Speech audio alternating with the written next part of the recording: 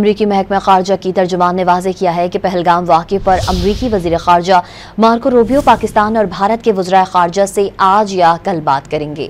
तर्जुमान अमरीकी महकमा खारजा टेमी ब्रूस ने भारत और पाकिस्तान पर जोर दिया कि पहलगाम हमले के बाद बढ़ती कशीदगी के दौरान सूरत हाल मजीद खराब न की जाए।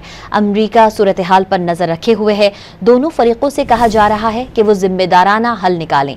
टेमी ब्रूस ने एक सवाल के जवाब में वाज़ेह किया कि कश्मीर की सूरत हाल पर पाकिस्तान और भारत दोनों से राबता किया जा रहा है और इस मामले पर रोजाना की बुनियाद पर इक़दाम किए जा रहे हैं। उन्होंने कहा कि इस लम्हा सबसे अहम यह है कि वज़ीर ख़ारजा मार्को रूबियो की बातचीत का नतीजा निकले।